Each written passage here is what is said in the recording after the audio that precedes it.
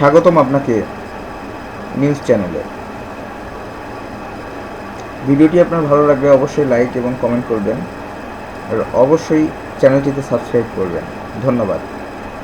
সাফাত পিয়াসার বিয়ের কাবিন মাত্র 1 টাকা।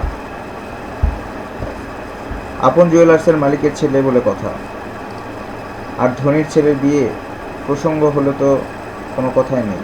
ধনীর ছেলে সাফাতের সাথে উপস্থাপিকা পিয়াসার বিয়েটা ছিল যেমনটা সবাই প্রত্যাশা করেছিল। ধনীর দুলালের বিয়েতে কাবিন কত হয়েছিল এমন প্রশ্ন করা হলে সবাই চোখ বুঝে বলতে পারে যে টাকার পরিমাণটা কত। তবে ভাবনা যতই, বাস্তবে তার ধারে কাছেও নেই। কেননা তাদের বিয়ের কাবিন কত টাকায় হয়েছিল তা জানলে যে কেউ অবাক হবেন। যদি বলা হয় তাদের বিয়েতে মাত্র 1 টাকা কাবিন হয়েছিল, এটা শুনলে যে কেউ যথারীতি অবাক হবেন। কিন্তু এটাই সত্যি। সাফাত ও উপস্থাপিকা পিয়াসার বিয়েতে মাত্র 1 টাকার কাবিন হয়েছিল, কিন্তু এটাই সত্য। কাগজপত্রও তাই বলে।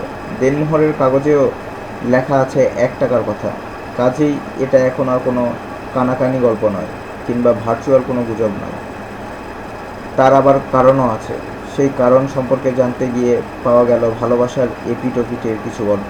সংশ্লিষ্টদের পারিবারিক সূত্র থেকে পাওয়া গেছে চাঞ্চল্যকর এই তথ্য।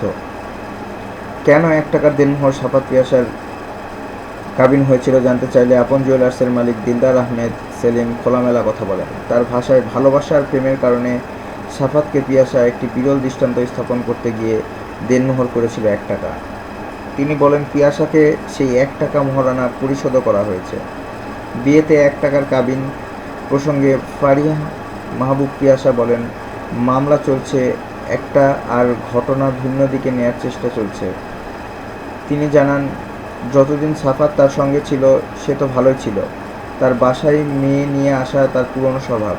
পিয়াসা আরও বলেন, ভালোবেসে দুজনের সম্মতিতে বিয়ে করেছিলাম, আর দেনমোহর 1 টাকা করার বিষয়টিও দুজনের সম্পত্তিতেই হয়। পিয়াসার বক্তব্য হচ্ছে, আমার যদি টাকার লোভ থাকতো তাহলে আমি তো অনেক টাকায় কাবিন করতে পারতাম।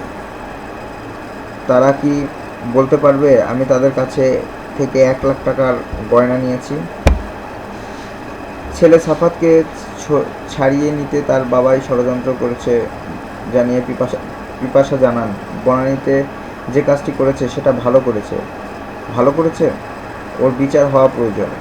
সাফাতের সঙ্গে সম্পর্কের অবনতি কীভাবে হলো জানতে চাইলে তিনি বলেন, কোথায় সমস্যা আমি নিজেও জানি না। এখন আমাকে নিয়ে টানাটানি চলছে। প্রশ্ন করা হলে দিলদার আহমেদ আরও বলেন, ছেলের কাছে 1 টাকা দেনমোহরের কাহিনী শুনতে চেয়েছিলাম। ছেলে বলেছিল পিয়াসা তাকে নাকি এত ভালোবাসে, তাই 1 টাকা দেনমোহরের করে তা প্রমাণ করতে চাই। কিন্তু বিয়ের পর দিনে দেখেছি উল্টোটা। মানুষ কত অভিনয় করতে জানে। আমরা ব্যবসা বাণিজ্য করে খাই।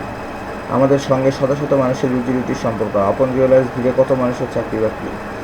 সব কিছু এখন বিবেচনার বিষয়। প্রশাসন এসব বিবেচনা করে দেখবে। 1 টাকার কাবিন প্রসঙ্গে বলতে গিয়ে দিলদার আহমেদ সেলিম জানান, আমার সম্পদের দিকে পিয়াসার নজর ছিল, তাই তো পিয়াসা 1 টাকা দেনমোহর করে ভালোবাসার সম্পর্কের নামে অভিনয় করেছে। পিয়াসা আমার ছেলেকে বলেছিল, তোমার টাকা চাই না, ভালোবাসা চাই। অথচ বিয়ের পর একে একে মুখোশ উন্মোচন হতে থাকে। 1 টাকার কাবিন নামে যে কৌশল করা হয়েছিল তার নেপথ্যের ঘটনা বের হতে থাকে। দিলদার আহমেদ সেলিমের দাবি, পিয়াসা তার ছেলেকে দিয়ে আপন জুয়েলার্সের সম্পদ লুটের চেষ্টা করেছিল। সেই চেষ্টা ভেস্তে যাওয়ায় সাফাতকে ব্ল্যাকমেইল করা হয় বলে দাবি তার। সম্প্রতি বনানীতে দ্য রেইনট্রি হোটেলে বেসরকারি বিশ্ববিদ্যালয় 2 শিক্ষার্থী ধর্ষণের ঘটনায় গ্রেপ্তার সাফাত আহমেদ বাবা দিলদার আহমেদ সেলিম ও আপন জুয়েলার্স সমালোচনায় আসে। ছেলের বিষয়ে দিলদার বলেন, সাফাত দোষী হলে তার বিচার হোক। আদালতের যে কোনো রায় মাথা পেতে নেবেন জানিয়ে তিনি বলেন, আমার পক্ষে ও বিপক্ষে নয়, তদন্ত সঠিকভাবে হলেই তিনি সুবিচার পাবেন। এদিকে সাফাত আহমেদ ও ফারিয়া মাহবুব পিয়াসার নিকাহনামার তথ্য অনুযায়ী 2015 সালের 1 জানুয়ারি মহাখালীর আমতলী এলাকায় একটি কাজী অফিসে প্রয়োজনীয় সাক্ষীদের উপস্থিতিতে বিবাহ সম্পন্ন হয়। নিকাহনামায় লেখা আছে, সাফাতের জন্ম তারিখ 28/3/1992। ঠিকানা গুলশান 2-এর 62 নম্বর সড়কের 2 নম্বর বাড়ি। বাবার নাম দিলদার আহমদ সেলিম, মাতার নাম নীলুফা বেগম জেসমিন। অপরদিকে কনের নাম ফারিয়া মাহবুব পিয়াসার বাবার নাম মাহবুব আলম, মাতার নাম রকি মাহবুব। ঠিকানা উল্লেখ করা হয়েছে 3 RK মিশন লেন, আসকর দিঘি, পশ্চিম পাশে, চট্টগ্রাম। পিয়াসার জন্ম তারিখ 10/11/1989। পিয়াসা বয়সেও সাফাতের চেয়ে একটু সিনিয়র ছিলেন। কন্যাপক্ষে উকিল ছিলেন চট্টগ্রামের ফটিকছড়ির কাজিরহাট এলাকার মরহুম আব্দুল জলিলের পুত্র আব্দুল মোতালেব। বিয়েতে সাক্ষী হিসেবে ছিলেন রাজধানীর বাড্ডা এলাকার কুড়াতলির সিরাজউদ্দিনের পুত্র ইমরান হাসান ও দক্ষিণ বাড্ডার ব-37-এর মরহুম সুলতান উদ্দিনের পুত্র এক্লাস।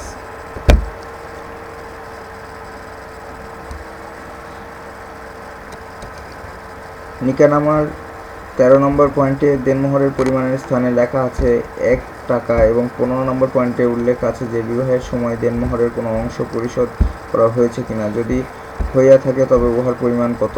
সেখানে উত্তর হিসেবে উল্লেখ হয় যে নগদ পরিশোধ করা হইল। প্রাপ্ত তথ্য অনুযায়ী 2015 সালের বিয়েতে সাফাত ও পিয়াসার মধ্যে দূরত্ব তৈরি হলে উভয় মধ্যে ছাড়াছাড়ি হয়। গুলশানের একটি কাজী অফিস থেকে চলতি বছরের সালের 8 মার্চ সাফাতের পক্ষে তালাকের নোটিশ পাঠানো হয়। পিয়াসা একটি বেসরকারি টিভি চ্যানেলের সংবাদ উপস্থাপিকা। বনানীর দ্য রেন্ট্রি রেস্টুরেন্টে সাফাতের ধর্ষণ কেলেঙ্কারির পর পিয়াসার বিরুদ্ধে অভিযোগ করেন তার সাবেক শ্বশুর দিলদার আহমেদ সেলিম। এই ঘটনার পর পিয়াসা বিরুদ্ধে তিনি গণমাধ্যমে কথা বলেন, আর পিয়াসাও কথা বলছেন গণমাধ্যমের সঙ্গে মানবকণ্ঠ অবলম্বনে। ধন্যবাদ ভিডিওটি দেখার জন্য।